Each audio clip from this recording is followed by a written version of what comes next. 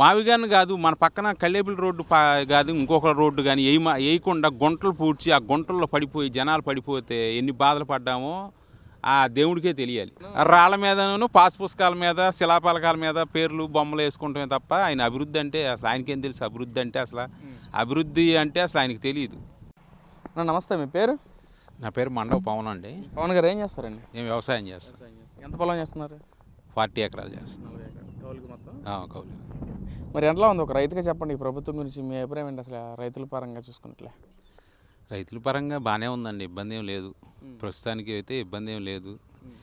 Maximum Chandrababu Naidu గారు చేయాల్సిందంతా చేస్తున్నారు. కాకపోతే ఈ సంవత్సరం వర్షాలు సరిగ్గా ఎల్నినో ప్రభావం వల్ల వర్షాలు పట్టలేదు కదా. ఏదైనా ప్రకృతి సహకరించింది, ఎవరైనా ఏం చేస్తారండి.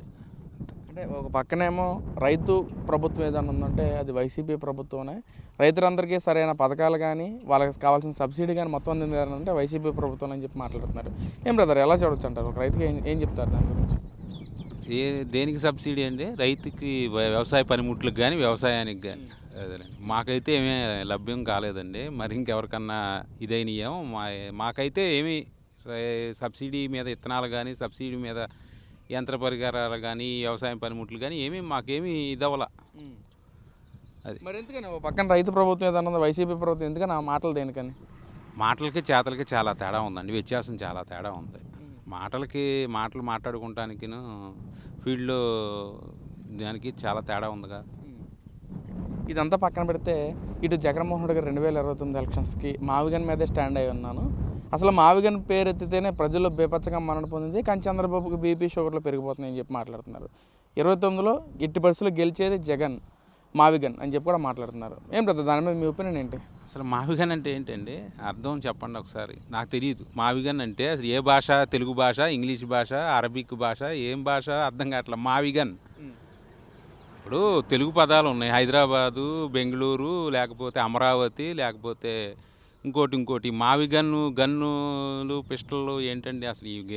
ఏంటి అసలు? జనాలు పిచ్చోళ్ళు అనుకుంటున్నారా? లేకపోతే ఏదో ఆయన రకానికో మాట పూటకో ఇది చెప్తుంటే ఎవరో పిచ్చోళ్ళు, జనం పిచ్చోళ్ళలాగా మాట కనపడుతున్నారు ఆయనకి. కులం ఇక్కడ మచిలీపట్నం, విజయవాడ, గుంటూరు మధ్య స్థలం సేకరించి రాజధాని కనుక కడితే చాలా బాగుంటుంది, హైవే పక్కన అని చెప్పి కూడా మాట్లాడుతున్నారు. ఏదైనా అమరావతిలో 1000 కోట్ల స్కామ్ జరుగుతూ ఉంది, కానీ అలాంటి స్కాములు లేకుండా ఫుల్ఫిల్ అవ్వాలంటే రాజధాని అవ్వాలంటే అది మావిగన్తోనే సాధ్యం అని చెప్పి కూడా మాట్లాడుతున్నారు. ప్రజలు నిజంగానే సాధ్యం అంటారు హైవే పక్కన?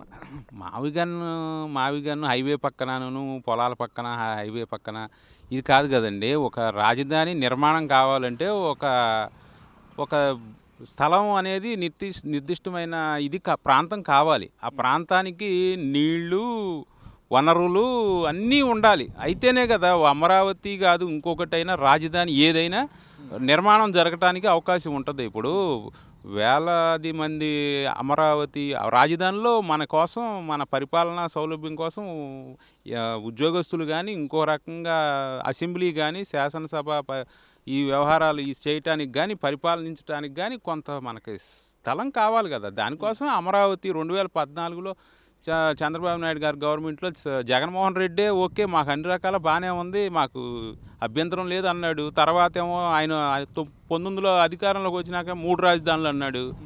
ఇప్పుడేమో మావిగన్ అంటున్నాడు. ఏందో మరి ఏం చెప్పలేము, జనాలు పిచ్చోళ్ళలాగా కనపడుతున్నారు ఆయనకి. అంటే ప్రజలు కూడా మావిగన్ అంటే బాగా ఇష్టపడతా ఉన్నారు. ఇక్కడ 2 పార్టీల మధ్య ఎలక్షన్స్, మావిగన్ వర్సెస్ అమరావతి. అమరావతి నచ్చితే చంద్రబాబు కోటేస్తారు, మావిగన్ నచ్చితే జగన్ కోటేస్తారని చెప్పి బహిరంగ సవాల్ చేసిన పరిస్థితి. ఏం బ్రదర్, ఎలా చూడొచ్చు అంటారు? మావిగన్ నచ్చితేను అమరావతి నచ్చకపోతేను కాదు. 3 రాజధానులు అన్నాడు. ఆయనకు వచ్చినాయి ఎన్నండి? 11 సీట్లు వచ్చినాయి. ఈసారి మావిగన్ అంటే 11లో పక్కన ఒకటి కూడా వస్తుందో రాయిదో తెలియని పరిస్థితులు మాటలు అయ్యి. ఆ మావిగన్లు ఈ గన్లు అన్నట్టు ఏంటంటే ఆ మాటలు అసలు చెప్పుకోవడానికి కూడా చిన్నపిల్లలే నవ్వుకుంటున్నారు. మావిగన్ అసలు అది మాట అనేది అది బాగోలా, ఉచ్చరించడానికి కూడా బాగోలా. అంటే ఇక్కడ ప్రజలకు ఏది కావాలంటారు బ్రదర్, మావిగన్నా అమరావతి? ప్రజలు ఏది కావాలన్నా ఆ ప్రజలు నిర్ణయించాలండి. ఆయన అన్నట్టు అమరావతి లేకపోతే మావిగన్ను ప్రజలే నిర్ణయిస్తారు. ఓకే, ఇప్పుడు సమయం ఉంది కదా. ఆయన అన్నట్టుగానే అమరావతి మీద జనాల అభిప్రాయం బాగుందో, మావిగన్ మీద బాగుందో జనమే నిర్ణయించుకుంటారు.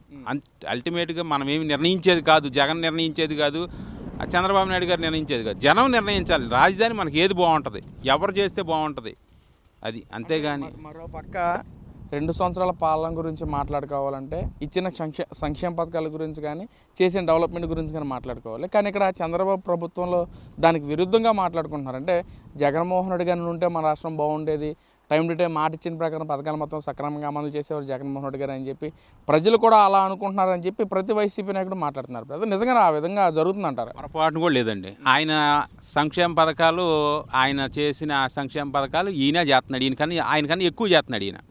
ప్లస్ ఇంకోటి అభివృద్ధి చేస్తున్నాడు. ఇప్పుడు మనం జస్ట్ ఇక్కడ మనం పెదకల్లేపల్లి రోడ్డు అండి, ఇది ఉదాహరణ చెప్తున్నాం. ఆయన ప్రభుత్వంలో పెదకల్లేపల్లి రోడ్డు ఎలా ఉందో నా దగ్గర వీడియోలు ఉన్నాయి, జనాల దగ్గర ఫోటోలు ఉన్నాయి, పడిపోయిన దాఖలాలు ఉన్నాయి. దీన్నే ఉదాహరణ చెప్తున్నాం.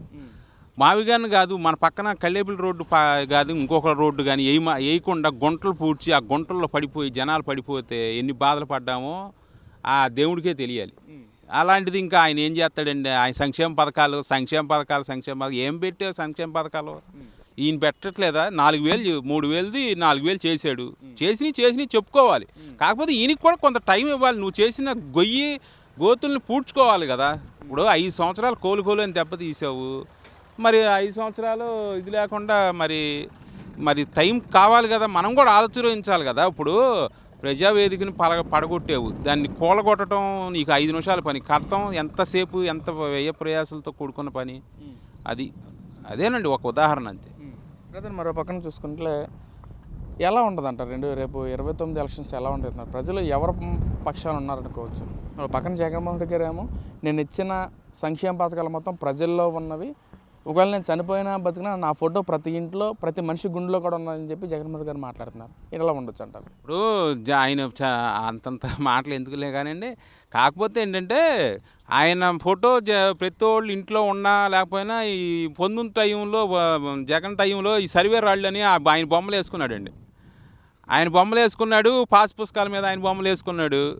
మరి జనం గుండెల్లో మరి ఆయన ఫోటోలు మన దగ్గర ఉంటాయో, మన ఫోటోలు ఆయన దగ్గర ఉంటాయో కానీ ఈ మాత్రం ఉన్నాయండి. ఇంకా అన్నట్టుగానే మీరు అన్నట్టుగానే ఇక ఇదిగానే ఉంటాయి.